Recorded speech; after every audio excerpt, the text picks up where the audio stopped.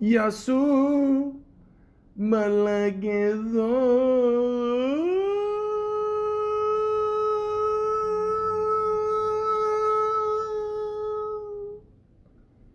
Welcome to the Malaka podcast. Gabrielle, Gabby, Petito. Ladies and gentlemen, I've just been told about the story the last couple days, like a lot of you have. And yeah, this is every parent's worst nightmare when their daughter goes missing and they have no idea why. They don't know where she is. They don't know if she ran off. They don't know if the boyfriend is involved. It's a very scary situation. So I thought I'd talk about it on this podcast, and with the help of Wikipedia, the free encyclopedia, it can inform me and as well you of the situation and more details.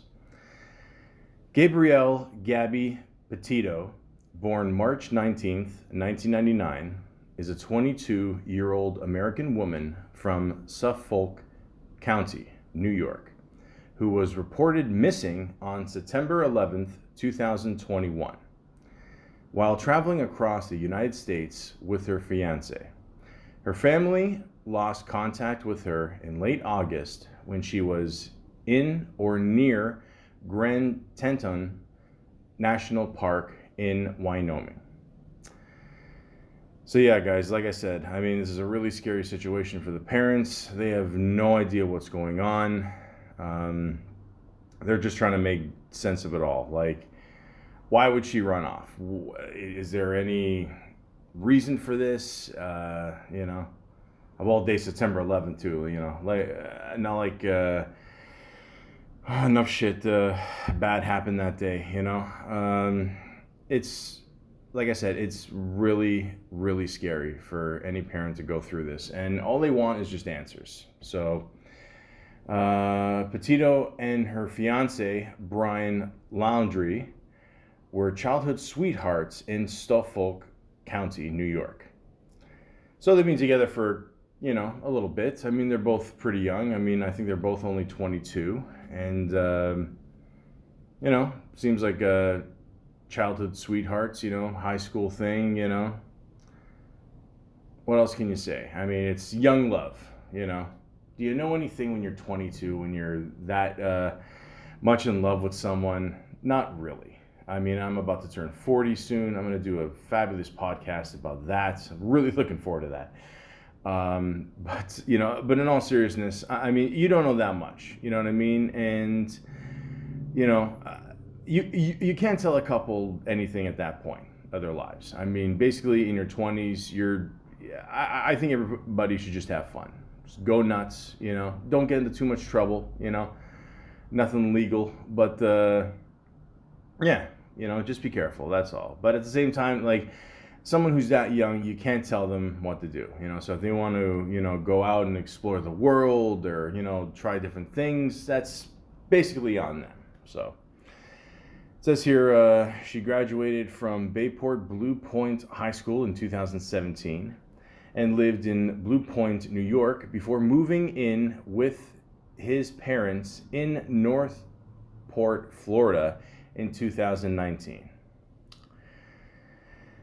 Ladies and gentlemen, I'm going to do a whole podcast on Florida one day because, I'm sure, obviously people, we know what's going on in Florida right now, okay? I always make a joke saying that Florida should be its own country. It's crazy down there. The fact that a lot of these guys and girls are not wearing, the proper mask or any mask, and just going around partying, and, in the streets, and just not giving a shit. And a lot of people don't believe in COVID, is actually going on in this world. And fuck, man, I still can't believe that. Christ. But anyways, yeah. So, and you watch a lot of these shows, about these unsolved mysteries, called unsolved mysteries. and other shows like that. And a lot of this shit, again, I'm not trying to, badmouth Florida or nothing, because I have been down there. Again, I'll talk about this another time, but it is really nice. But at the same time, it's almost a free-for-all down there. So when you hear, something like this happens in Florida, you're like, there is a small part of you that's just not surprised, Again, I'm not trying to badmouth the state of Florida, but it's not good. But anyways, they departed from New York on July 2nd, 2021 for a 4-month cross-country trip in a 2012 Ford Transit Connect van converted to a camper. Okay, so a lot of people do that,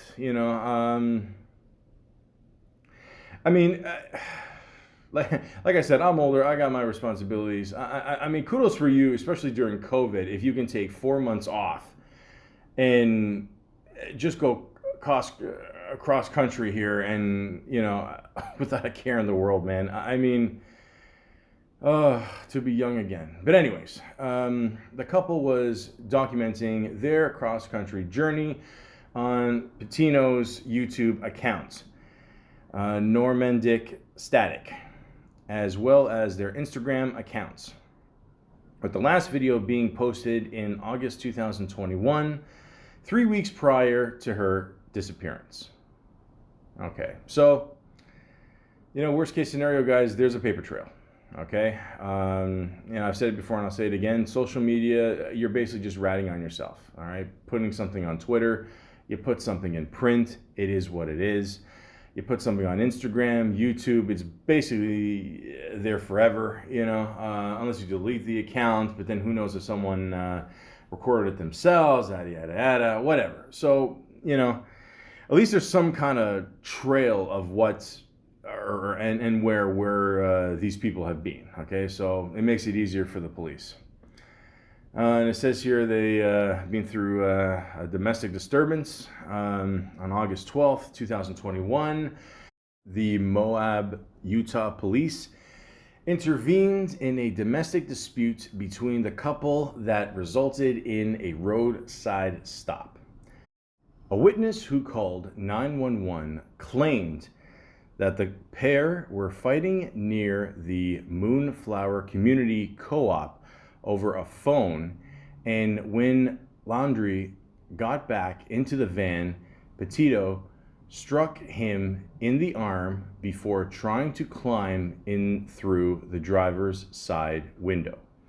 When responding police arrived, they had to pull the van over near the entrance to Arcades National Park and found Petito crying heavily in the passenger seat, and she told officers she was struggling with her mental health. The responding officer wrote in his report, "At no point in my investigation did Gabrielle stop crying, breathing heavily, or compose a sentence without needing to wipe away tears, wipe her nose, or rub her knees with her hands." Now, ladies and gentlemen, I found the full video, which is about an hour and 20 minutes. I'm going to go into a full review after I read off the stuff on Wikipedia. But yeah, again, stuff like this, it doesn't look good when you're dealing with someone who just disappeared and you have no idea why. These kind of help with the clues of maybe why this person disappeared. But again, let me continue. Landry stated that the two of them began arguing in town, citing emotional tension that had been building between the two due to traveling together for 4 to 5 weeks, resulting in an increase of arguments. All right, let me stop you right there. Ladies and gentlemen, I'm probably the last one to ask anything about a solid relationship. As you can tell by my online dating saga, it's been quite the struggle. But at the same time, one thing I do know for sure, and I was told this years ago, if you are a couple And if you can somehow survive a road trip, that is the true test. And a lot of people can't do that. So at this point, they've already said they've been in the same car together, cooped up in, I'm assuming, very, hot weather. It's the summer, going through all these states, also hot, them fighting back and forth, the tension there for 4 to 5 weeks already. It's not good, guys. So, yeah, it's... I keep thinking of that movie that Ben Stiller was in. I don't know. I forgot what it was called. I don't know the Heartbreak Kid. There you go. Yeah. And it's actually a remake. But anyways, I just picturing like them in the car. Like he just wants to get the fuck out of there. She's having a blast. But again, at the same time, guys, like it works both ways. The man can piss off the woman can piss off the man. They can both piss off each other. But at the same time, these relationships can last forever. So and again, these guys are young. They don't know what else is out there. We don't know about their past, how they've been treated with other exes. If they had other exes, maybe they're just holding on to something that they don't know they're gonna have again.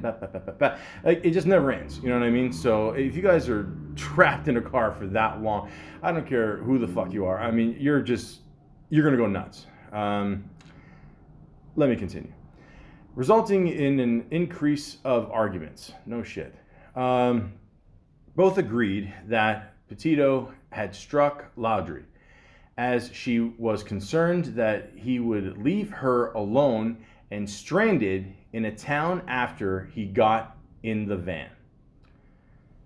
Okay, now this is interesting, okay, because I'm going to be honest with you guys. When I first heard this story,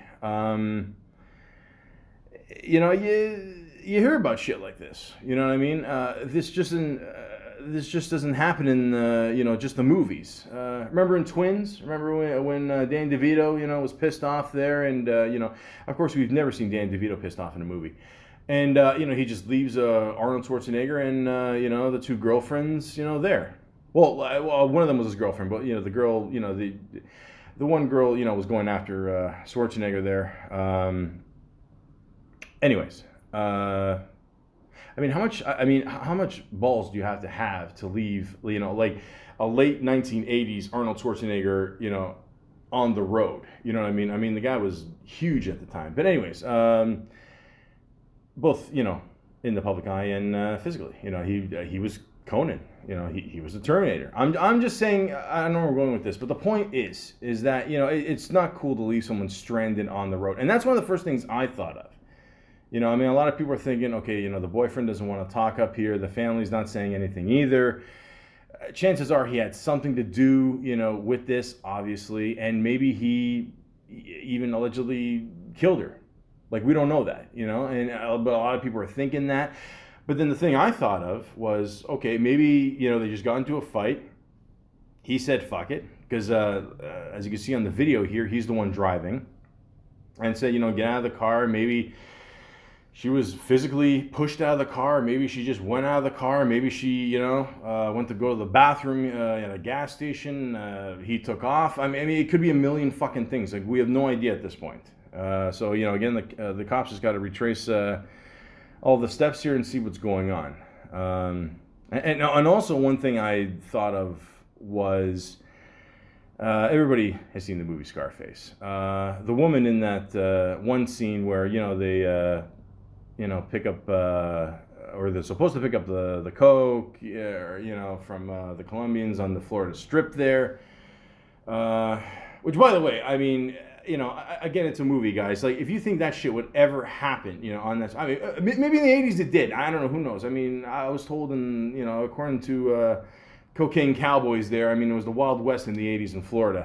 Don't go out at night. But anyways, the one girl that goes with the Manny in the car,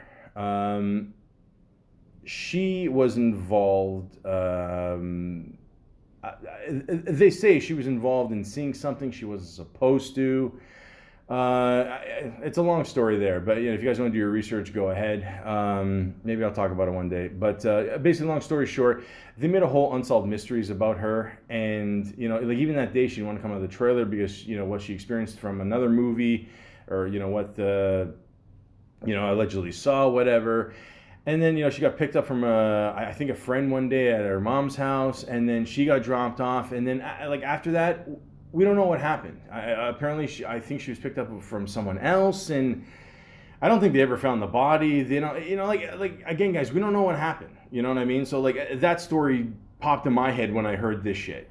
So again, what I'm trying to say is, you got to be careful, man. I mean, I'm sure this couple maybe on some level really did love each other, but at the same time, I mean, anyways, in the report, the officers characterized Petito as the suspect, as the male tried to create distance from telling Gabby to take a walk to calm down.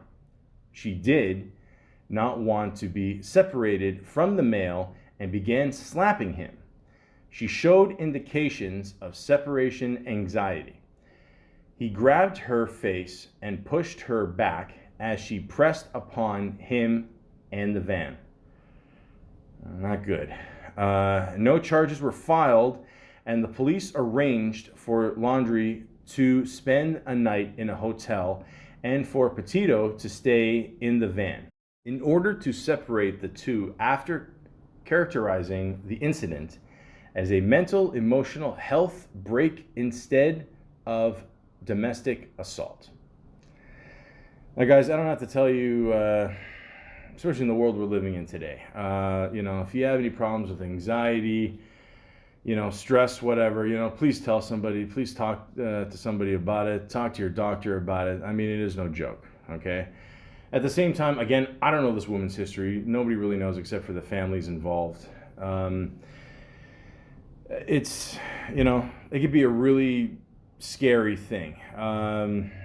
I mean, this is just me. Like, if I had a daughter and if I knew she was going through this, there's no fucking way I would let her go on a 4 to 5 week trip with, some guy. Okay, I'm just being honest with you. I just wouldn't allow it.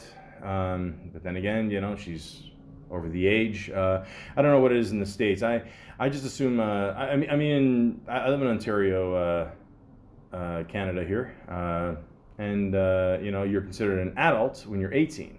19 is when you can legally buy smokes, drink, all that.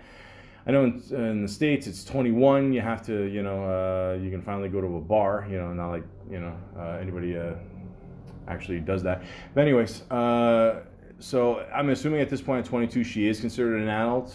She can do what she wants. But it's a scary world out there, guys. I don't know. I mean, I mean, the family had to have seen some kind of, situations involving both of them, and even not just knowing about, her well-being and.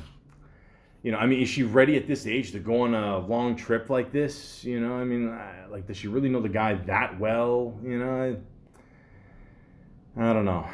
And, yeah, it sucks, guys, And it says here, the disappearance.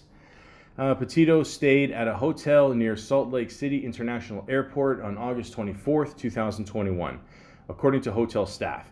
Petito's mother, Nicole Schmidt, stated that Petito had told her they were traveling from Salt Lake City, Utah to Yellowstone National Park and had last received a FaceTime call from her around August 24th. And Petito claimed to be in Grand Teton National Park in northwestern Wyoming. Text messages also continued to be sent from Petito's phone to her mother until August 30th, although her mother is unsure about their validity. Okay, so again, raises more questions. Is it her actually texting? something you got to study. I mean, at this point, the best advice I can give to the mother is, obviously, you know how your daughter talks by now, how she texts. Does she send maybe certain emojis, certain messages? Does she text in short form, maybe a certain way, whatever? Try to pick up on the clues, try to see if this is actually her texting, So, but even she said she's not sure. And again, it could be a million different reasons. Maybe the guy dropped her off, took off. Maybe he still has the cell phone. Again, it could be so many things, guys. Who knows? Like, again, this is the scariest thing about being a parent. Again, you have no idea what the fuck happened. So, and it says here on August 29th, around 5:30 p.m., TikToker Miranda Baker claims to have picked up Loudry, who was hitchhiking without Petito in Coulter Bay, Wyoming. Baker states that Loudry had a backpack, long sleeves, pants, and hiking boots, and that he offered to pay Baker and her boyfriend $200 for a ride, while Loudry initially requested to go to Jackson, Wyoming with the couple. When he found out that they were going to Jackson Hole, he panicked and asked to be let out of the car. According to Baker, she and her boyfriend dropped Loudry off at Jackson Lake Dam at 6:09 p.m. Loudry returned to Florida with the van on September 1st without Petito. Petito's family reported her missing on September 11, 2021. On September 17th, officials reported that Loudry went missing. Holy shit. Fuck me. Where do I begin here? Well, again, we're just going by what Miranda Baker claims. Again, we don't know this for sure. They're still doing research on this.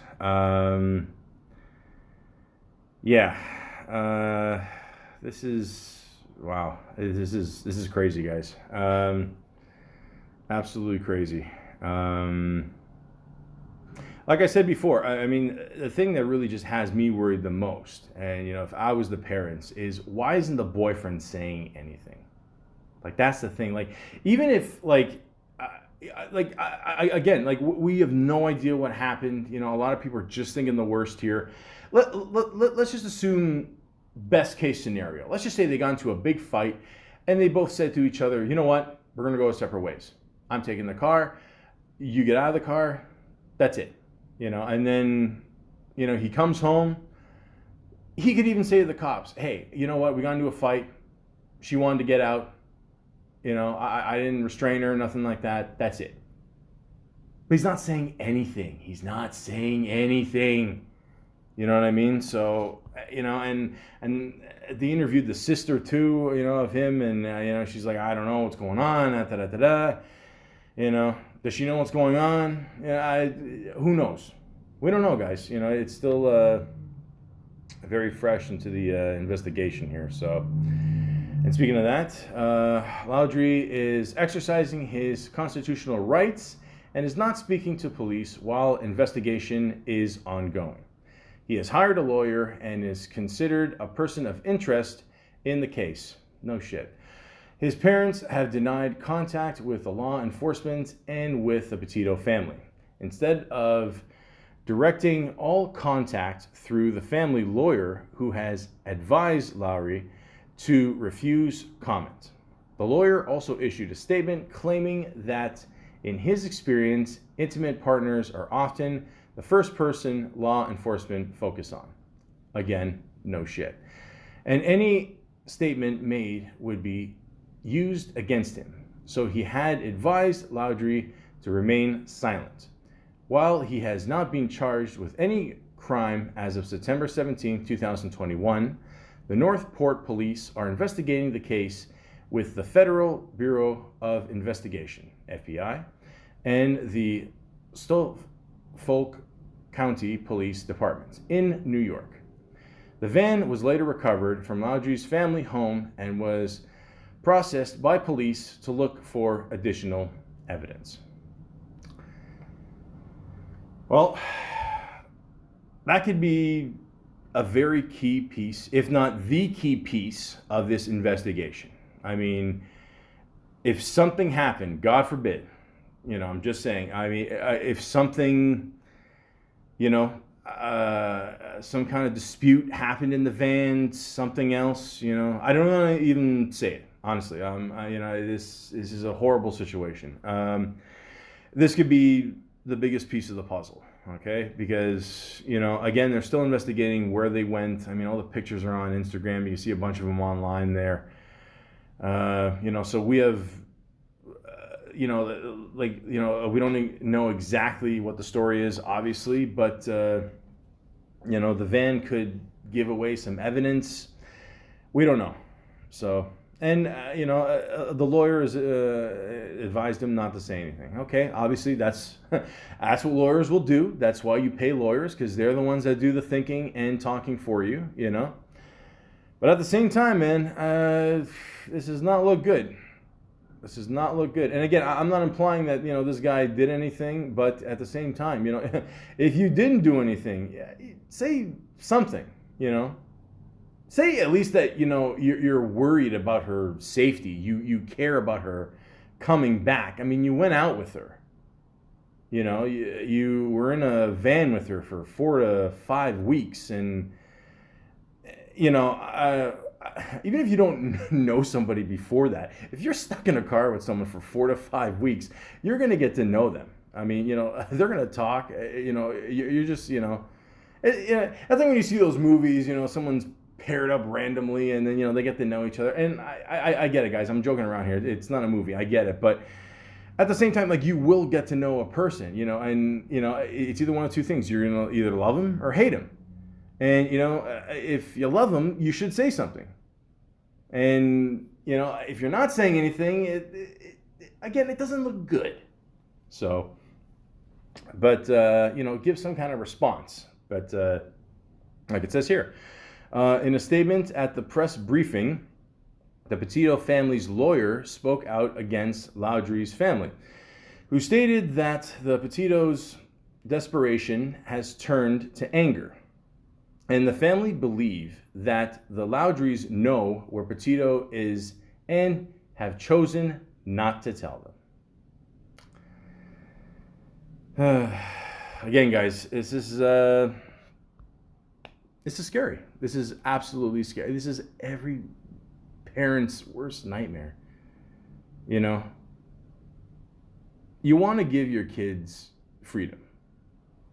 And that's the toughest part about being a parent, I feel, is, in the end, they're just going to do whatever they want. I mean, you try to guide them as much as you can, but they're still going to be a teenager. They're still going to be in their 20s. They're still going to want to, explore the world and go out and do things, I'm just getting the sense here that she had some kind of mental problem with her, to put it lightly. And it seemed like she was very emotional. I'll talk about that video in a bit. It just, like, even at 22, I mean, again, you're going to go out there, like, I'm not saying you shouldn't travel, but, if you're in a certain state and if you're not, again, I'm not blaming the parents. Like, this is nobody's fault. You know what I mean? Like, it just sucks this happens. It really does. And, the cops are just going to have to do some heavy research on this, retrace step by step, state by state where they went. And, they got to find her. They got to find out what the hell's going on here. And, no offense, man. I mean, this is just me personally, but the Laudrie family here. No offense to you guys, man. If you know something and if you're not saying anything, fucking shame on you. Absolutely, shame on you. Okay. You're not only fucking with her life, but you're fucking with a whole family here. Okay. So let's say if your kid disappeared. Okay, like, how would you feel? You know what I mean? Like, I don't mean to do the whole, guilt trip, whatever. But, it's true, guys. You know what I mean? Like, you gotta speak up here. You gotta say something, you know? And I get it. You don't want to, maybe you are innocent in this. Like, maybe it was just, some kind of dispute. She went her way, the kid went hers, or his way, whatever, and that's it. But tell us, just tell us. Tell the family. Obviously you don't have to tell the public. At this point you got to tell the public, but yeah, just give the family some closure, man. Just so until you do, it looks really bad on you guys, despite what your lawyer says. It's maybe you're thinking, okay, we're gonna look like bad guys for now, but maybe later on we'll be proven innocent of everything. Not that you're being charged of as of anything yet, but it might get to a point where it's too late.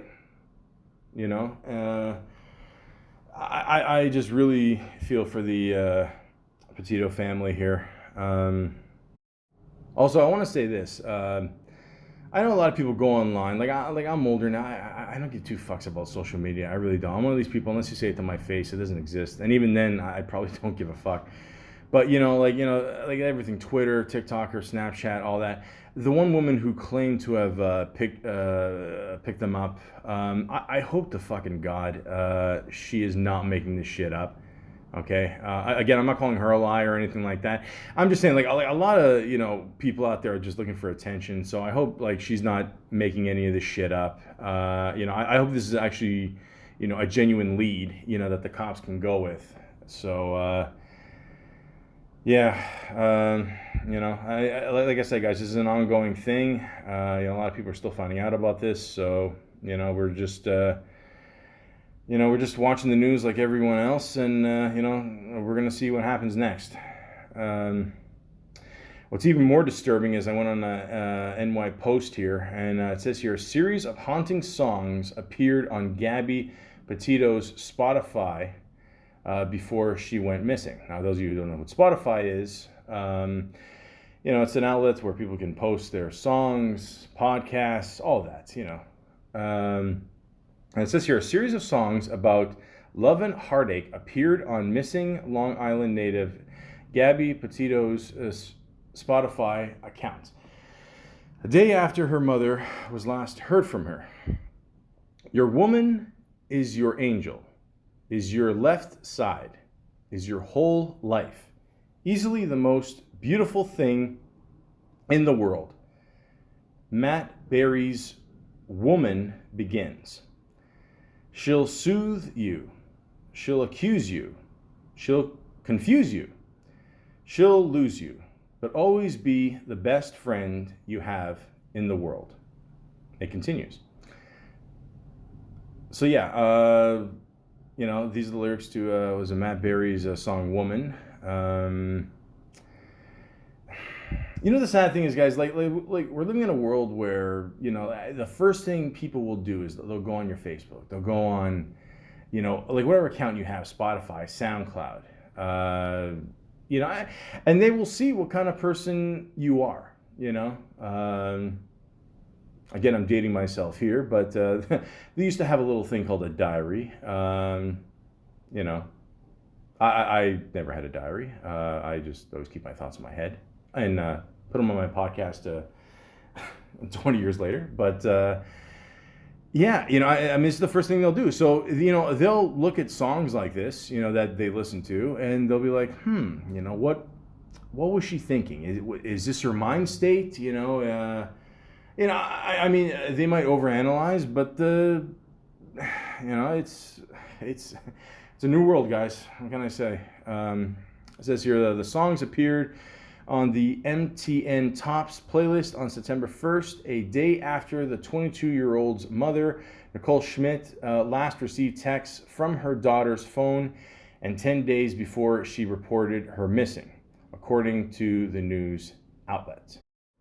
So again, guys, keep in mind, you put something online, it's gonna stay on there, If you disappear, people are going to look that shit up, and they might judge you for what you put on there. So just be prepared for that. That's all. Petito apparently shared the Spotify account with her boyfriend, Brian Laudry, who had been declared a person of interest in her disappearance. The two other songs by the British singer also were reported added Take My Hand, about picking up a stranger at a bar, and The Badger's Wake, about an animal decomposing. The smell of a badger's death in the ground leaves a mighty hole, the lyrics say.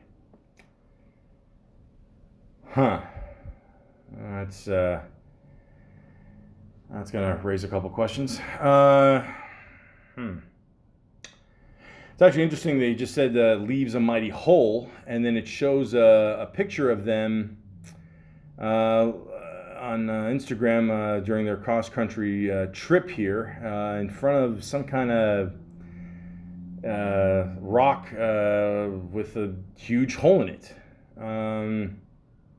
It's actually a cool shot because if you look at it carefully, it looks like there's a bird flying right in the middle of it. So it's actually a well-timed shot. Also, you got to ask yourself, who took this picture? Okay, so yeah, you know, or I mean, maybe they had one of those like stands, whatever, for you know, I don't know, for like a quick shot, whatever. I don't know, but again, these are questions you got to ask yourself. So yeah. Also here, I want to point out that it shows the picture of a missing person, Gabby Petito. It shows two pictures of her, and it shows one picture of the van. Obviously, they found the van, so it says here, age 22, hair blonde, eyes blue, height 5'5", weight unknown.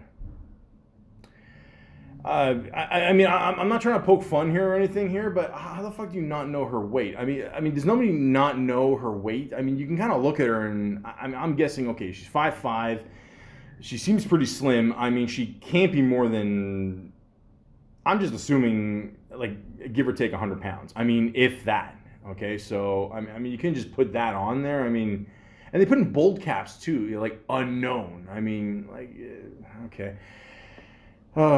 Good work, guys.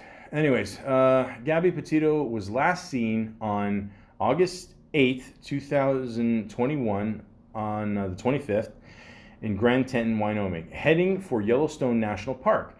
She was traveling in a white 2012 Ford Transit van, picture above, headed north around the time of disappearance. However, we have received confirmation that she is no longer traveling in the van. Well, it's because you guys have it. It is unknown what Gabby was wearing at the time of her disappearance. Gabby does have Let It Be tattoo on her right arm and a tattoo of a triangle with flowers on her left arm. Now, obviously, the first thing I think of when I think of Let It Be, I think of the Beatles, obviously, you know, so... you know, I mean, despite these other songs I just read, I mean, the Beatles, you know, she's got good taste in music. So there you go. Again, I'm not trying to make jokes here. I'm just saying, like, hey, just see again, like, this doesn't weigh out. You know what I mean? Like, you gotta Let It Be. Again, I'm just assuming it's from the Beatles. I don't know. Maybe it's from something else. Who knows? You know, but again, it doesn't even out with these two songs. But again, it says she had a shared account with the boyfriend. So maybe these are the boyfriend songs. Who knows? Again, you know, they got to do their investigation. If you have any information on the whereabouts of Gabby Petito, please contact the Suffolk County NY Police Department on 1-800-220-8474. It also says case number 21-473289. Yeah, you know, it leaves everything there. Again, you know, the irony, it leaves, you know, Facebook, Pinterest, Snapchat, Twitter. It's got a little barcode there you can scan for more information. Yeah, you know, I mean, this is all the information they have so far, guys. Like I said before, you know, they have the van, so, I mean, God only knows what they're going to get out of that. They could find something, it could be nothing, but, yeah, we'll see what happens there. But it says here, on August 31st, another song called consumption was posted, according to Fox News. Because we all know how reliable Fox News is. Last year, Laudry posted a cryptic message about Petito on Instagram, writing, "My biggest fear is that one day I'll wake up and it will have all been a dream, because that is what every second has felt like since the moment we found each other." He added, "Till death do us part, or until I wake up. I'm so happy the answer was yes. Love you, honey."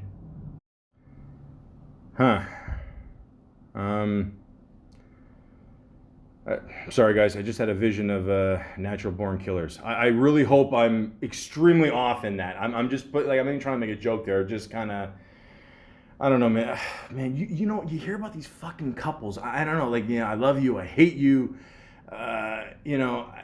And again, how do you interpret this? You know what I mean? Like, I'll wake up and it would have all been a dream. You know? Like, do you mean, you know, that you're that happy that you really love her, or people are gonna twist it and say, oh, maybe, you know, you don't feel that happy, you know, you hopefully you wake up one day and you're alone and you're free of all that. Like, people will twist the fuck out of this shit, you know what I mean? But again, we don't know. Like, we're just reading this, and again, we're thinking of those Badger songs there, and, you know, fuck me. Again, like, this is what, again, guys, this is a perfect example of like us just being extremely bored in COVID, and, you know, just, you know, like every year or whatever, like we need a story like this just to like pop in our heads and just fuck with us, and it's something just to think about, you know, like while we're, I was gonna say going out, but I mean, can we? I mean, most places you can go out, but then you're afraid of getting COVID, and I don't know, you're going to talk about this story, and all you're going to hear is, hear this, and you hear this, what the fuck they're saying. But the point is, you know, I don't know, just people just always need something to talk about. Let's give them something to talk about. Who did it better, me or Will Ferrell? Anyways, Laudry has refused to cooperate with authorities. His family said in a statement Tuesday that they would be remaining in the background as the investigation plays out. Yeah, you remain in the background, bud. You're gonna see how much trouble that gets you into. That's a motorcycle for, yes, I agree with you. The point is, I got Sons of Anarchy, I don't know, that moved in the neighborhood the last couple months. The point is, guys, you know, I still think the family should say something, you know, or you know, just think of some kind of statement you can say. But shit. Well, speaking of shit, says here, according to Fox News, a newlywed couple was found shot to death in nearby South Mesa after being seen at a bar in town the night before. The Grand County Sheriff's Office told the outlet they aren't ruling out a connection to the missing woman's case. There's Fox News again, stirring up the pot. Shit, I was just joking about the natural born killers there, but yeah, I mean, guys, again, you know, let's not read too much into this shit, you know what I mean? Like, let's just, again, we gotta find out, you know, what's going on here, okay? You know, even on this website here, NY Post, like I said before, like, they got a whole map here going on, you know, of where she was, you know, to the end here, when they took the van in for investigation. Shit. I mean, I don't know, guys. I don't know what to tell you. I mean, you know, it's again, the world is a scary place. Okay. You know, we really don't know what to expect sometimes. You know, and a lot of times we hear about these stories and we're just assuming the worst. Let's not go there. Okay. Let's just see what the cops can come up with and go from there. Until then, ladies and gentlemen, we just have to wait and see. And there's a nice little picture here of the couple. I don't know. She looks a lot like Reese Witherspoon, and I don't know. He kind of looks like I don't know if Shawn Mendes had no hair. I guess. I just found out recently that guy's Canadian, and he's going out with Camila Cabello. Did I say that right? Yeah. You know the woman that sings Havana. Sorry, I just always wanted an excuse to sing. The point is, yeah, I mean, they, you know, but again, you know, you can't judge a picture by its, I don't know, whatever. So, yeah, who knows, guys? You know, they do make a pretty white couple, don't they? And I say that, I'm debating not to say this or not, but you know what? Fuck it. I can't hold my tongue on this. Let's just be honest, guys. If this couple were black, I mean, would people give a shit? Let's just be honest, guys. You know, how many stories do you hear of this happening to black people? Okay? And again, you know, this is the sad fact of America. This is why Black Lives Matter. Okay? That's why this movement is here. Okay? You know, because poor black people are getting shot for no fucking reason, getting choked on by police. And meanwhile, you know, like we care about this couple. You know, this is like the biggest thing, you know, since fucking sliced bread. Since sliced Wonder Bread. But yeah, I mean, I'm just being honest, you know. And again, I don't feel like that, you know. I do understand the whole Black Lives Matter movement. I really do. I've always said this: black people are going to hate white people forever, and that's just how it is, you know. And again, I don't blame them. I really don't. Okay, I don't. I do not blame you guys. I just don't. I really don't. And yeah, you know, who do we care about right now? This pretty white couple, you know. And again, you know, I'm one of these people, all lives matter. Okay, so let's just get that out of the way. Okay, I'm only saying that comment because let's just be honest. I mean, we dance around this a lot of, you know, and not a lot of people think that, you know. I don't have a problem saying that. I really don't at this point, you know. It's sad the way society is. It really is. You know, it shouldn't be like that, but surprise, surprise, it is. And yeah. It shouldn't be like that, you know. Like I said, all lives matter to me. But at the same time, I just want Gabrielle to come home safe. That's all. That should be our main concern right now. But at the same time, we can't ignore that this happens to other people as well. So all I'm saying is keep that in mind, guys. Now, that's pretty much all the information I could find about this so far. Like I said before, they released the about an hour and 20 body cam video of the policeman pulling them over. You know, like I said before, they received a call saying, you know, this couple was arguing, whatever, and, you know, he pulled them over. And I'm just going to watch it with you guys, or I'll watch it by myself, whatever. It's up to you guys. You can see it on YouTube here. It's called Gabby Petito Case Full Utah Body Cam Video. So let's begin. First of all, I just want to say this. I'm actually surprised that the cop is by himself. I mean, usually cops are paired up. I mean, I don't know. Maybe it's just like this in Canada, but in Utah here, maybe it's different. I don't know. As a side note, by the way, I just like to say Utah has some like a beautiful atmosphere. I mean, if you look at the side here, like all these rocks and mountains. I mean, this looks really nice. So it's unfortunate that something like this had to happen. Now the cop is a few feet away from the door, which obviously you gotta watch your back on this. I don't know why those pylons are there. I don't know, they're blocking the driveway or something. And she's just bawling, crying here. You know, he's just trying to figure out like why. She says, oh, they've just been fighting. Apparently, he said he hit the curb.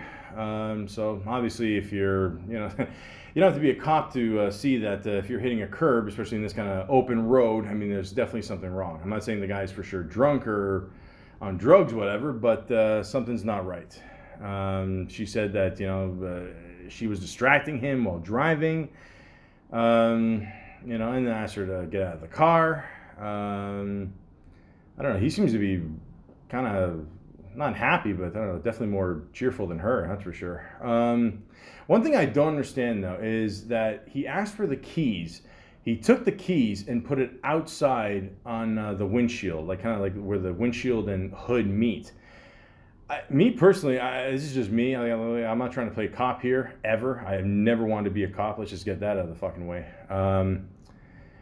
I would actually hold on to those keys. I mean, because I get the keys are like out of reach, I guess, but I mean, he separated her, on the left here, and then he's kind of still there, so he could easily just get out of the car, grab the keys, and just take off. I mean, it could happen. I mean, more than likely. I mean, you like to think he's not that stupid that he would do that, but it could very well happen. You don't know what's going to happen. Again, you don't even know if there's someone in the back of this car. Okay, I just saw a clip of somebody in Florida there. They pulled him over, and the guy comes out with a fucking machine gun, just blasting at these guys. There's a girl with him. The one guy takes off. The guy's still shooting. The one cop shoots him in the leg, and then once he's down, he shoots him again. And then, even after, the guy had to say, "Look, I'm paraphrasing here, but he's basically saying, look, if you think we weren't in the right to shoot this guy dead, like a couple times, then you're stupid." He didn't say that, but I mean, he's basically, that's basically what he's implying. I mean, so what I'm trying to say is, you never know. Okay, so I mean, there's no window on the side of this van here. So again, I'm just one of these people that's just always play it safe. So me personally, long story short, I would have held on to the keys. Now the officer has pulled Gabby aside here, is just talking to her. She is still crying like crazy here. At one point she says she has OCD, and I counted it, like literally after 9 seconds, I think she said she has OCD again. So at this point, we got to believe her.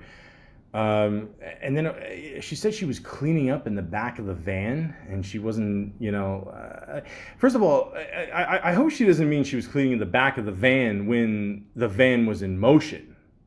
I mean, I get it. You want to clean your car, of all those, burger wrappers. But, at the same time, not the best idea to clean a car while it's in motion, and especially if you're like in this state, because like I said before, I think they said that, like at one point she hit him, and again,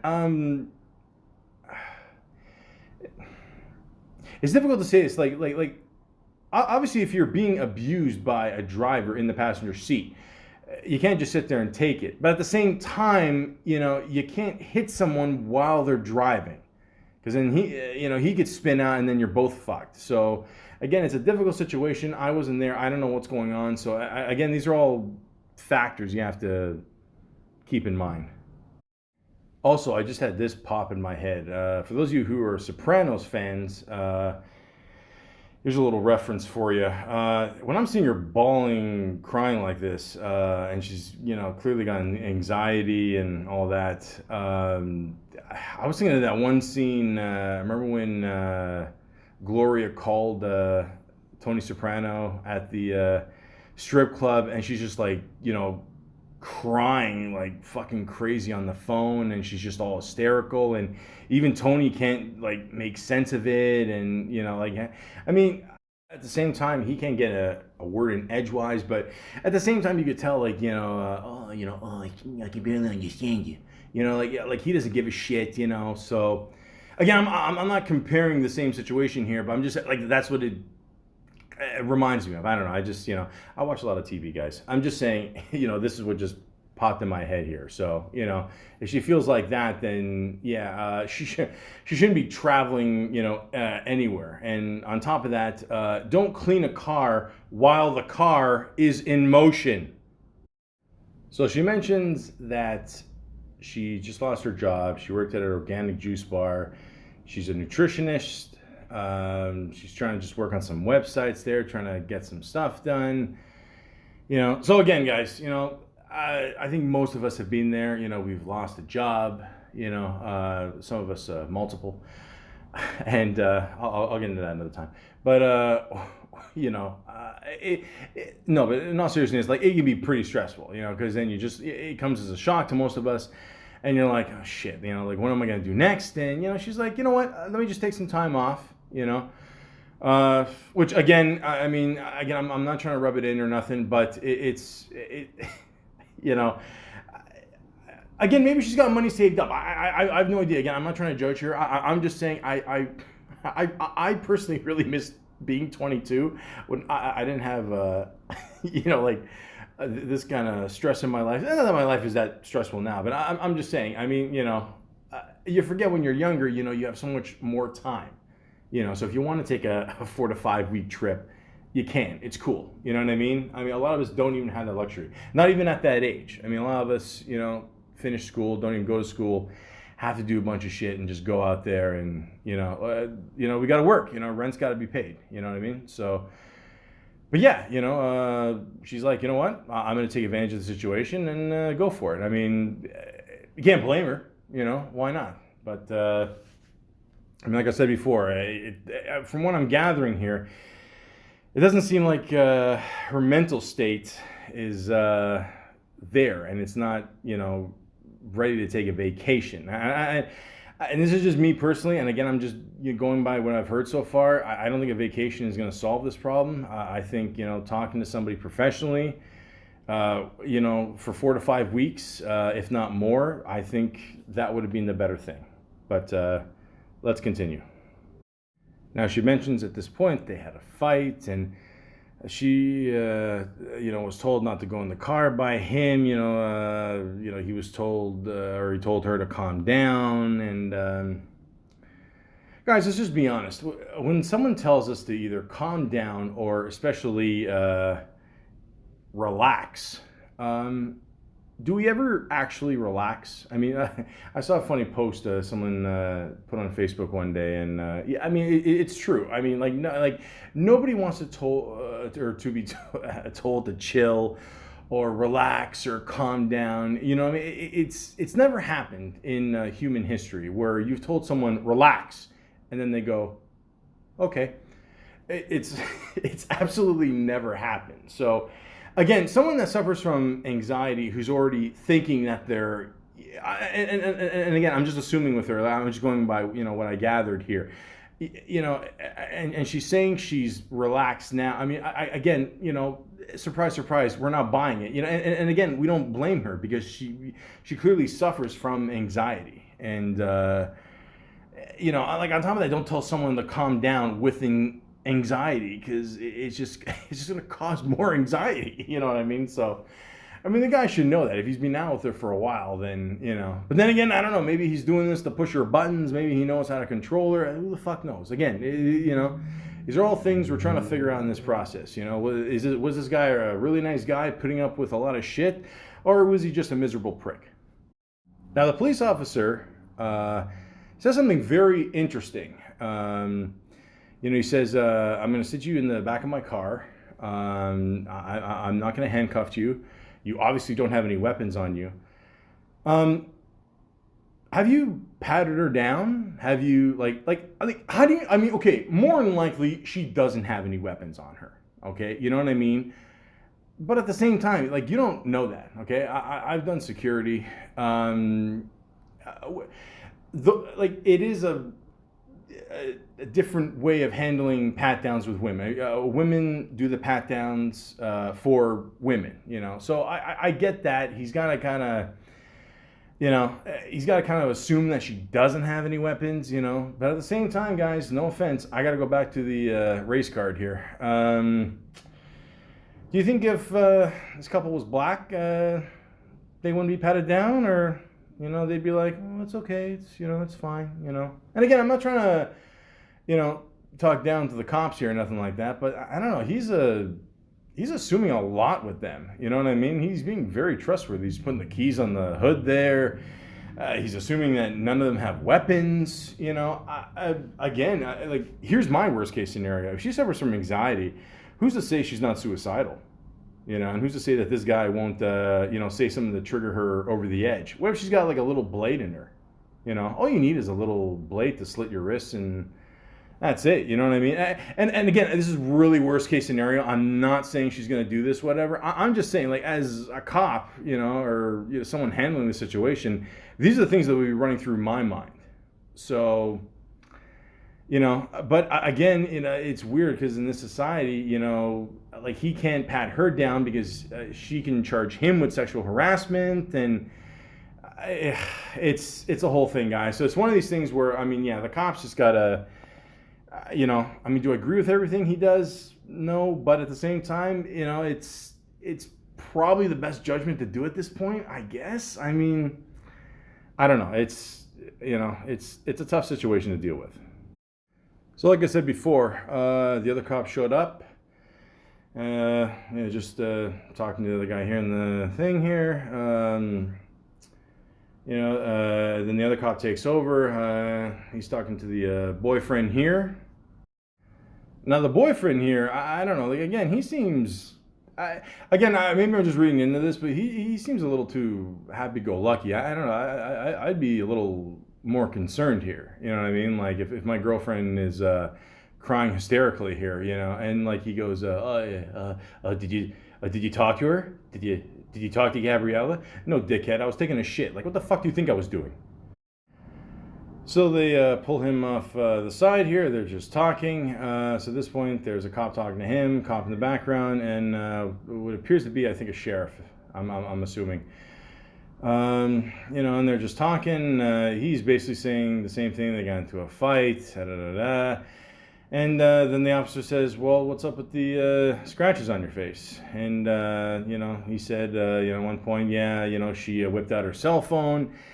It had keys on it, whatever, and it scratched him in the thing. And then one smart move the cop did, which he asked, let me see your hands. Because obviously he's thinking, okay, well, maybe she hit him, but,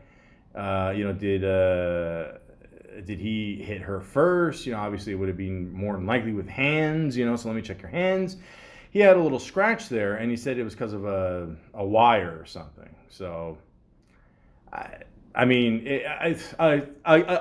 guys, we're all thinking the worst case scenario here. We don't know. You know what I mean? It's just one of those things. I don't know.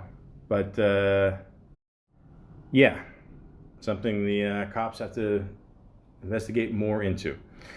And then he asked him about why'd you hit the curb, and he says that at this point she grabbed the wheel, and she's the one that turned into the curb. Which again, I'm just assuming this is all true. Like, she took the wheel, turned into the curb. She hit him while he was driving.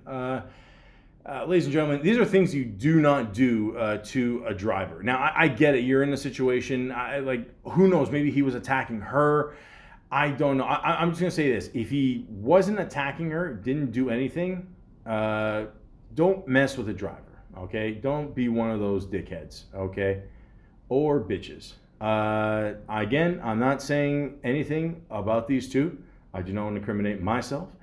I'm just saying, okay, you do not mess with a driver when he's driving, okay? And again, we don't know what this guy was doing while she was doing that, or if she was doing that. Again, we don't know. We weren't there. We have no idea. Again, we're just going by what we're hearing because we got nothing else to do during COVID. But yeah. Anyways, he apologized for speeding. He said it was just like in the moment there, or if he was speeding before, I'm sorry. He seems to be very apologetic. He doesn't seem to be, anything violent or nothing like that. He seems to be pretty chill. They just said they were going to fill up some water. They had some kind of jug or something they're going to fill up. I can't imagine how hot it gets down there, but yeah. And one thing I found interesting is he asked, or the officer asked him, "Do you have anything in your pockets? Do you mind lifting your shirt? Is there anything there?" He just said it's just his wallet. He said before they were just going to go for a hike, whatever, and uh, yeah, I mean, I don't know, you don't need much for a hike other than your feet. So yeah, again, see, like it's a weird situation in the sense where obviously you can't ask a woman to lift up her shirt. Okay, I am realistic on that. But at the same time, you didn't ask her. Like, like again? She's wearing like it seems like a skirt or something. She can have something in there, guys. Like you don't know. Like, but he didn't ask her. Like, do you have anything? Like or the officer just said, okay, I'm assuming you don't have anything. Never assume anything. Okay, never assume anything, especially if you're a cop. Never assume anything. Okay, I mean you got to be super careful. I mean I've seen clips of cops pull over guys and just randomly they'll pull out a gun, and again you can't predict that, but at the same time I mean you gotta just be careful, guys out there. Okay, I'm not against cops by no means, but if you're a bad cop, then go fuck yourself. But at the same time, if you're a good cop and you do your job, great. But at the same time, you gotta watch your back, man. I mean you don't know what these people are capable of, and again, gotta play the race card. Would they have been this nice if they're a black couple? I know I keep bringing this up, but in today's world, I think a lot of people just take that lightly. I don't know, like I think a lot of people don't even think about it. So I don't know, just something to keep in the back of your mind here. So. And they're still separated here, which, by the way, is something you absolutely have to do. You can't pair them up together because they might just attack each other again. You have to get separate statements from both of them. I mean, who knows? They could, like, how long these people have been together? Like, they might have signals or something, saying, oh, don't say this, don't say that. That's why it's very important to separate these people and get separate statements from either of them. And at this point, they just ask for his ID, and date of birth is, and the video just goes silent. So of course, they can only say so much shit. I don't even know how they released like a lot of these videos to the public. I don't know. Like you always hear about these 911 calls and all that, but anyways, yeah. So I'm not gonna lie. Like, okay. So at one point of the video, he's just sitting there, and he's got a shaved head, and he says, like, "Do you mind if I sit in the shade? Because I have because I'm bald." And then the one officer just steps and says, "I'll be your shade." So I'm not gonna lie to you. I've been shaving my head the last couple of years.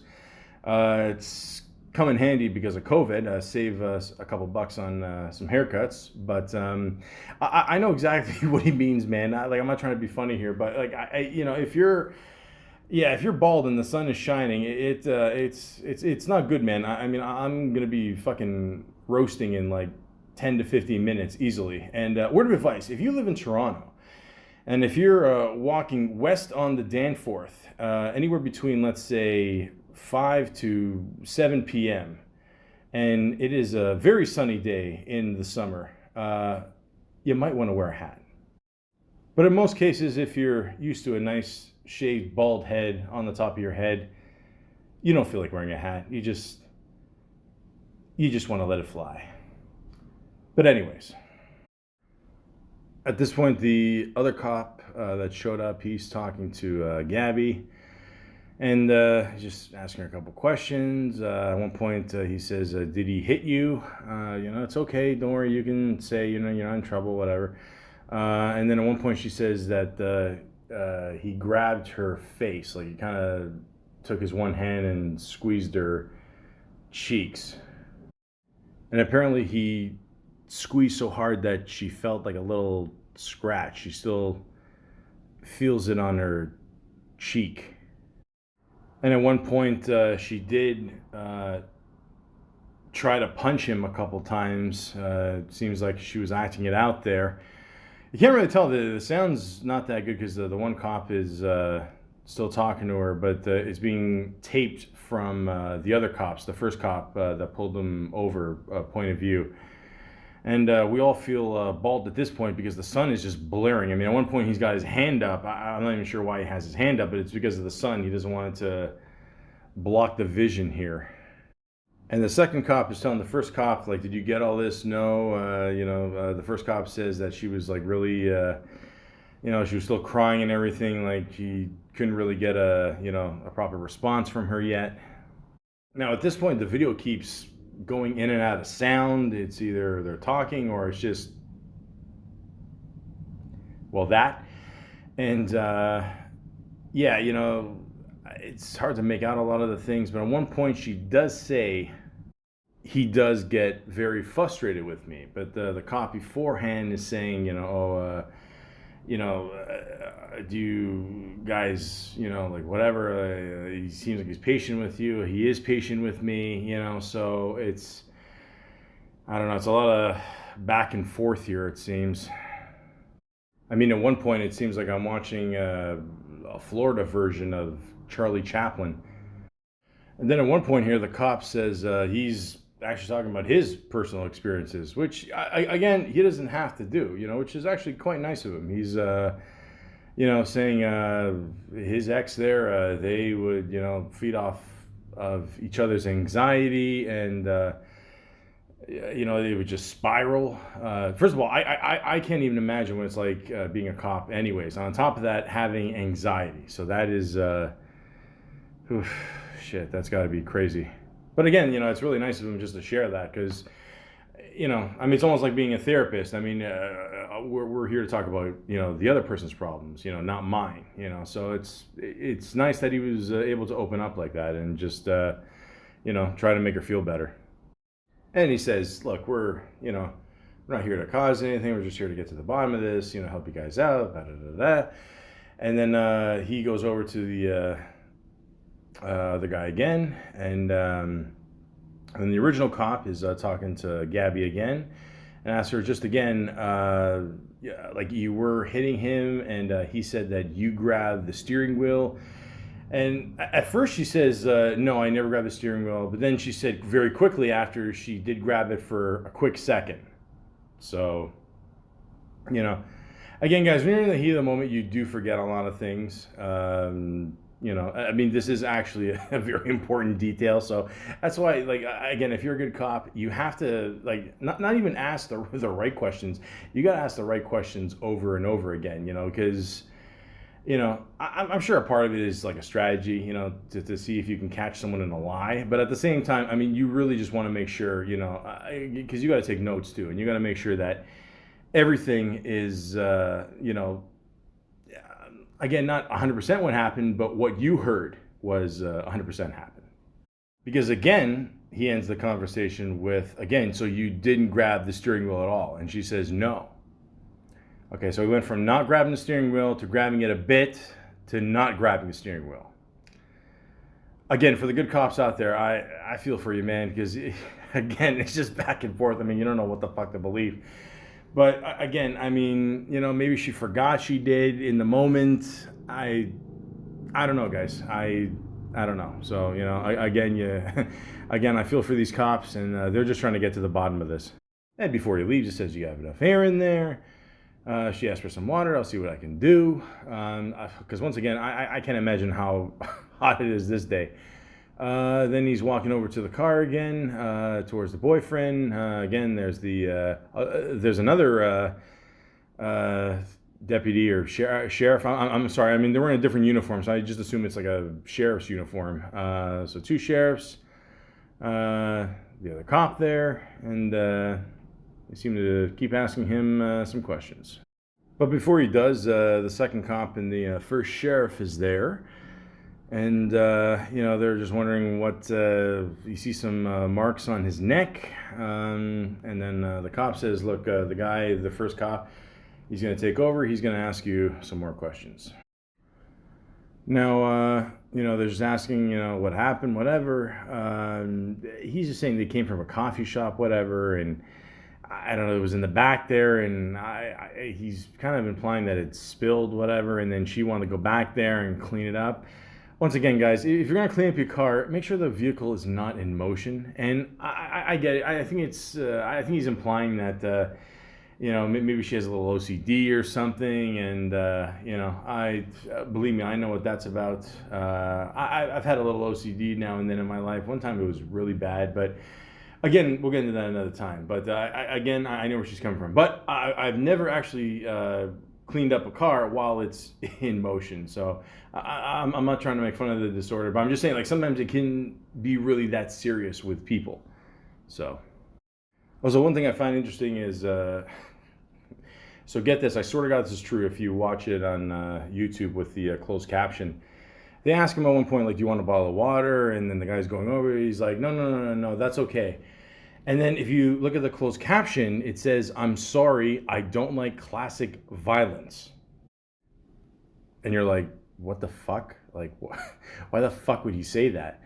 So I had to listen to it like 5 times because I'm like, there's no fucking way he would say that. I mean, and even if he did say that, like, why would the cops just move on with the conversation? Why wouldn't they challenge him on that? So I'm almost 99.9% sure that he said, I don't like plastic bottles.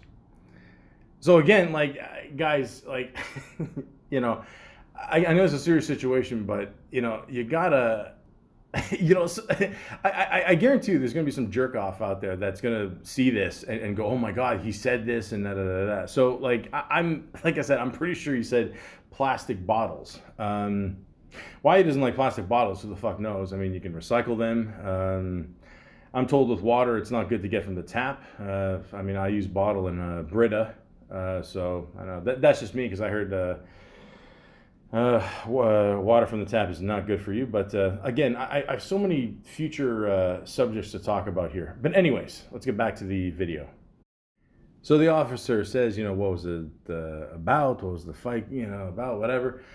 And he's like, look, I'm a dirty person. I'm not going to change. I got dirty feet. I got sand in my sandals. Ba, ba, ba, ba, ba. They were at a coffee shop from 9 to 3, which I'm going to be honest with you guys. As a side note, I don't understand these people that go to coffee shops and spend the whole fucking day there. Like, I get it if you're like an old Greek man and, you're playing at XRE, for... whatever, 8 to 10 hours, because, at this point in your life, who gives a shit? But, you guys not have, like, homes you can chill out and, and computers you can type on at home. I mean, you need everyone to fucking look at you, and this is fucking stupid. But anyways, so he's saying, they were bickering back and forth and, little bullshit stuff, the little things. He keeps saying that, And then he's like, okay, let's just go for a walk, whatever, because, going for a walk, always solves everything, right? Then he's just explaining the fight that they had before, and he wasn't really pushing her, he was just kind of just trying to keep her away and just trying to, control the situation, I guess. But then he says he just gave her like a push, kind of just to separate them from each other. And then at one point, the police officer says, I'm just curious, lift up your right sleeve. He thinks that the Gabby there grabbed him on the arm there a little bit. And there's a bit of a scratch there. And, the guy's saying, it's no big deal. It's, not bruised or tender or anything. And at one point, he says, I'm fine. I love Gabby. I hope she doesn't have too many complaints about me. He just tried to be loud just to, create some distance. I don't know, the closed caption here is not helping either. The sound's not the best quality either. I mean, it's not like Martin Scorsese's taping this. But yeah, I don't know. He doesn't seem that pissed off, to be honest. I don't know, he seems kind of, happy-go-lucky, to be honest with you. And at one point he said, everyone's watching. You got that right. Ask the media circus in front of your house. Unless you make some sort of statement, the heat on your head will be the least of your problems. Now, the cop that's doing the investigation here, the first one, he walks away for a bit, but then he comes back and he asks him, I'm just curious, do you take any medications? And of course, it goes silent once again. So I can't read lips, so I don't know. I mean, he could be saying Adderall or Tylenol. Who the fuck knows? But he says he doesn't take any medication. Then he asks him, are you normally this hyper? And he says, yeah, whenever I see the cop lights light up on top of the car there, and the cop makes a joke. He says, yeah, I feel the same way. And he also asks him, do you know if Gabby takes any medication? And he said, no, not that I know of. Now, is he covering for her? I mean, does he not know? Who knows? I find it very hard to believe that she has that much anxiety and she's not taking medication. Or maybe that's why she has that much anxiety, because she's not taking medication. I mean, again, who knows? So, once again, this is like a ping pong match, back and forth, boyfriend, girlfriend. Original cop goes to the girlfriend, asks for a full name. He goes back to the boyfriend here. He's just talking to the first sheriff here.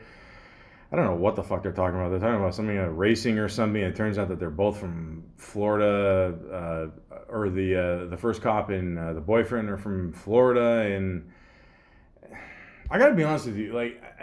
Here's my mentality. So, we still don't know if this guy deserved to get hit or not. But again, I don't know if this is like a strategy with cops, like in the sense where, they're just trying to go with the flow here, I guess, and not, seem pissed off or, because that would irritate him maybe, or they just don't care. Maybe they just see this shit all the time and they're just like, whatever, let's just, run this out until we get all the information and, just hang tight. That's it. So, I don't know. Who knows?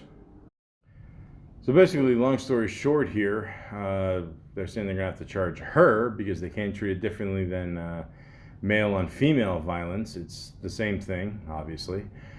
And they can't, or even if he wants to not report her, or he has to wait till tomorrow during business hours.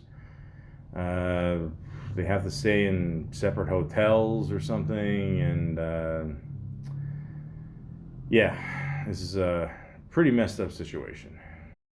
And also they're saying because they did live together for 4 or 5 months, or they've been on the road 4 or 5. Even I'm getting confused at this point here. I mean, so much information to hold on to here. I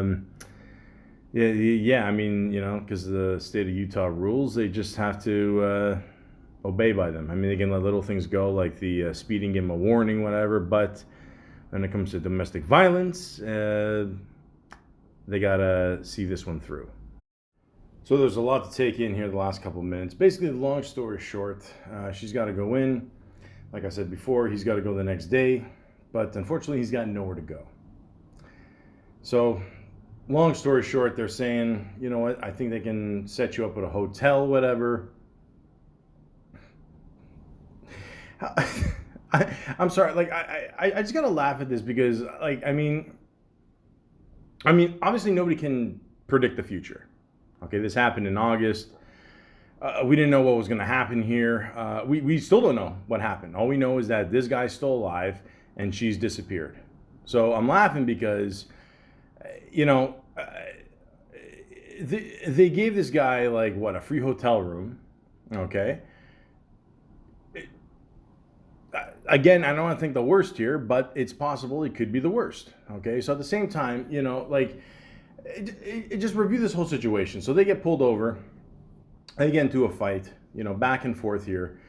The government, I guess, or state of Utah, whatever, sets this guy up at a hotel. He can go the next day to the station, not report her. They both get off for free. It's just, I don't know. but he gets a free hotel room. I mean, does nobody else like see the irony in this? Or I mean, I don't know. This is yeah. Also, another thing I can't believe is that they're actually playing ads throughout this video. I know it's YouTube, but Jesus, you know, you watch a couple minutes here, and then all of a sudden there's a Peloton commercial. Yeah, that's one thing I'm absolutely thinking about during this serious situation is my abs. My glutes are suffering. Everything's for sale. Anyways, the second cop is explaining to Gabby what their boyfriend was just explained to. So now they both know the situation. The one cop here is taking a couple pictures of the guy, you know, just for the police records, of course. The second sheriff is talking to the girl here. She's on the phone with her parents. She's saying that she does not want to spend the night alone. She wants him with him. Obviously, that's not going to happen. But the officer does have one last question for Gabby. Now, keep in mind, the first officer is taping it. The second officer is asking a very precise question. Gabby, this is a very, very important question. How you answer this question is going to determine what happens next. But the only person who can answer this question is you. Think very hard before you answer the question. Do not quickly answer. Think very hard. When you slapped him those times, were you attempting to cause him physical pain or physical impairment? Was that what you were attempting to do to him? What were you attempting to do? What was the reason behind the slapping and stuff? What was it you were attempting to accomplish by slapping? I was trying to get him to stop telling me to calm down. Well, it doesn't sound to me like she attempted to injure him. It's your call. This is 100% your call. I support you either way. I'll let you get back to your parents, okay? Wow. First of all, they really just shut the door on her very abruptly there. I mean, that was pretty quick, man. I mean, I don't know. Like, at least give her a couple seconds to process this. But anyways, yeah, you know, I played that because, you know, again, you got to keep in mind, you know, a lot of people out there hate cops. I don't hate cops. I just hate the ones that don't do their job, you know. But then again, I hate anybody that doesn't do their job properly. You know, and you got to be very precise. You know, you got to make sure, you know, you get a very direct answer to a very direct question. So she answered it, and then they were about to speak to the boyfriend. And then once again, YouTube decided that there was time for another commercial. And it seems to be a commercial for diamond earrings. Do they even like plan these commercials ahead of time? Is it just like all random, or you know, or do they sort of know it's a domestic disturbance, and are they sending a subtle message where if you're in a domestic disturbance with your lover, maybe these diamond earrings will solve the problem? Jesus Christ. Anyways, the first cop decides he's not going to cite her, which is a really nice move on his part. Yeah, because you know, he absolutely doesn't have to do that. You know, having something like that on your record, especially at that age, it's not very good. At any age, it's not good, but especially when you're younger. Yeah, because good luck getting work in the future. But they are going to have to be separated for the night. And of course, the officer asks, do you want me to pass on a message or something like, I love you, I'll talk to you later, da da da da. And then she says something like, make sure he has his phone charger. I mean, you know, in a way, like if you think about it, that's kind of cute. Like in the sense where they must be close to each other. I mean, they definitely know each other's little things, you know, which is funny because that's what the guy said before, right? You know, it's the little things, whatever. So, you know, I mean, they must definitely know each other on some level for her to just say that. That's it. She just said, just make sure he has that, and that's it. Then the officer goes to the guy, tells him all the information, whatever.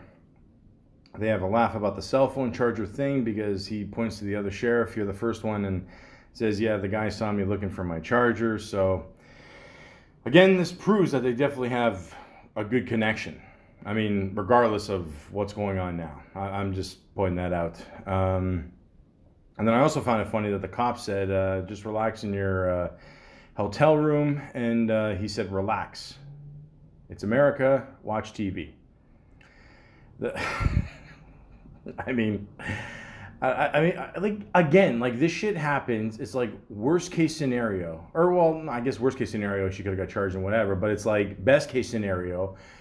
You know, she has to, whatever, chill somewhere, and then he goes to a hotel room, and I mean, this is like, I mean, again, like, if I don't know, like, what happens in Canada if we do this? You know, I don't know. Do we go to the Hotel Continental Inn and, I don't know, order room service? And I don't know. I'm having flashbacks to Home Alone 2, Lost into New York. And you get to chill in a nice hotel room, you know, have some sundaes, some cakes, some cookies, a personal cheese pizza, and one of those refrigerators that you have to open with a key.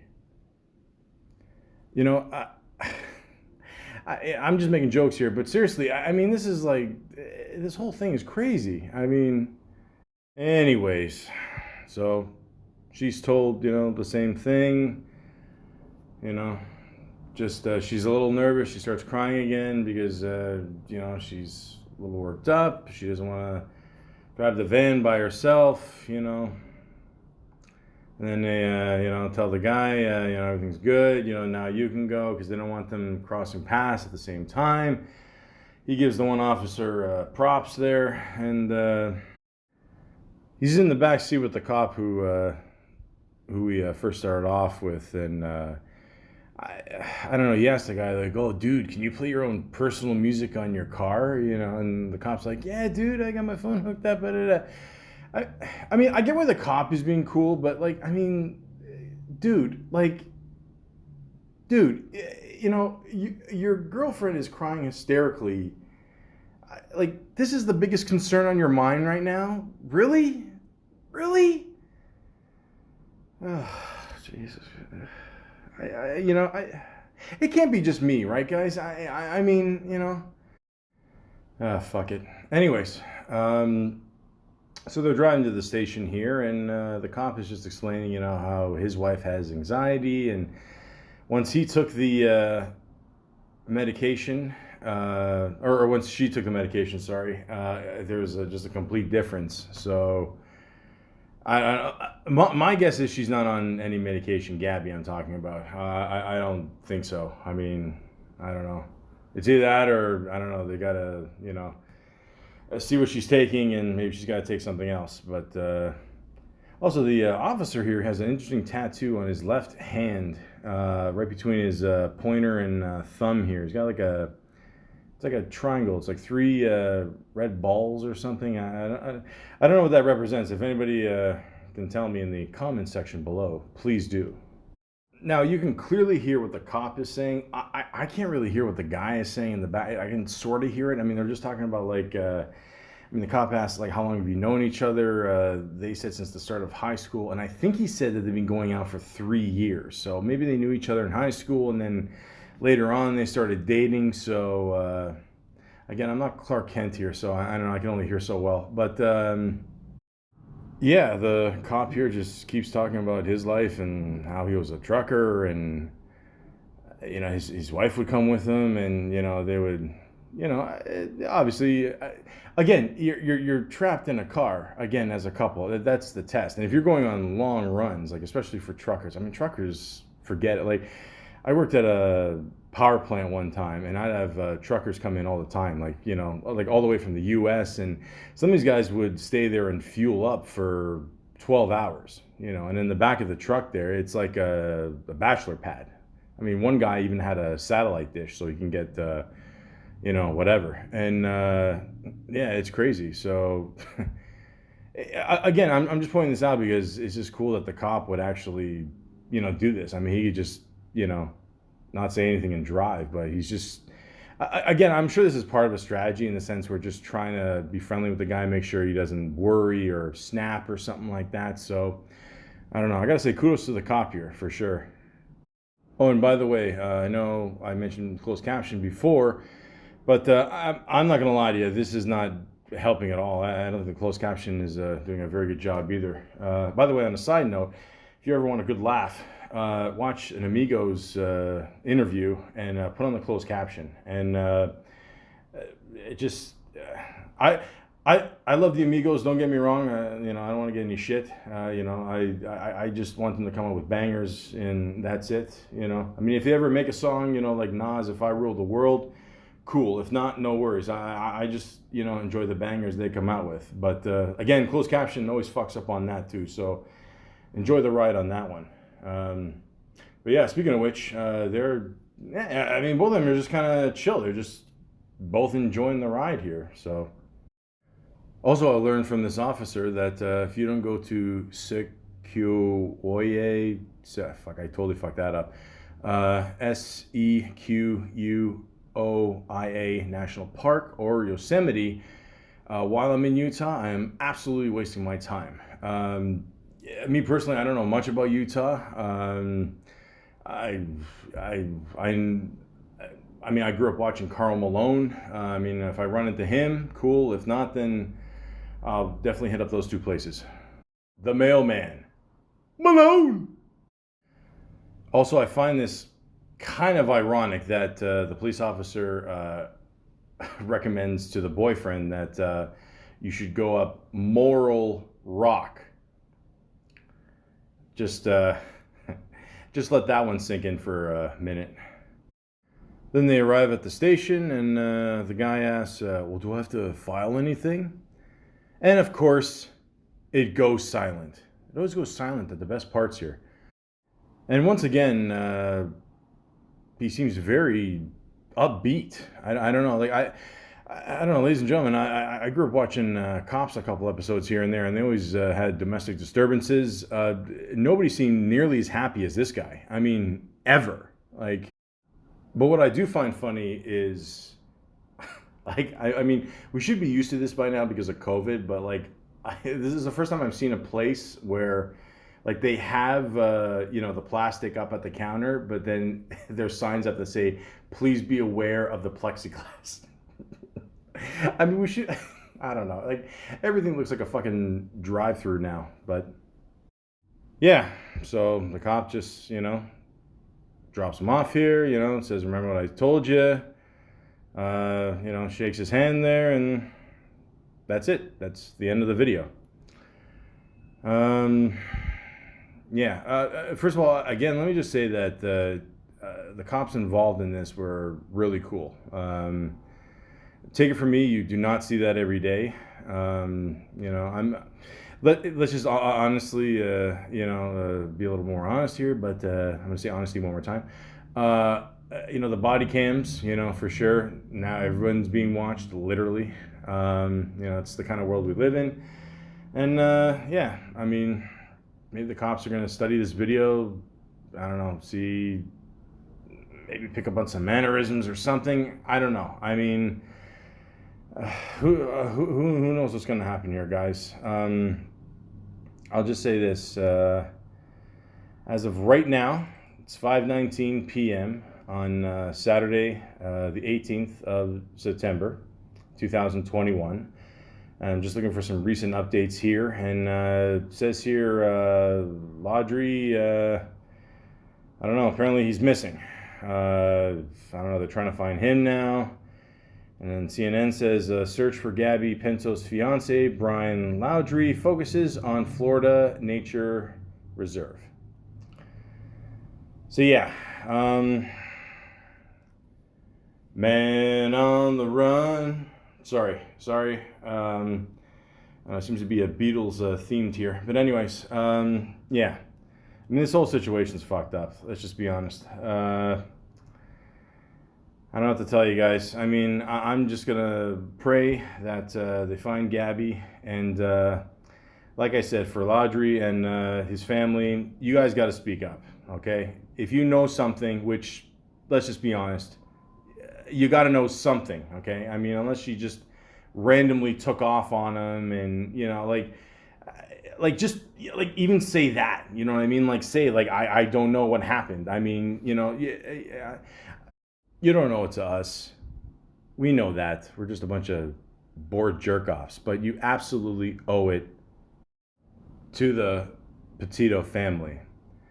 And once again, if the Laundrie family knows anything, please say something, okay? You don't have to involve your lawyers in everything. Just make a statement saying something so the Petito family doesn't have to worry. Until then, we're just going to have to keep paying attention to the news, and I hope everything is okay. And I honestly hope that nothing happened to Gabrielle, Gabby, Petito.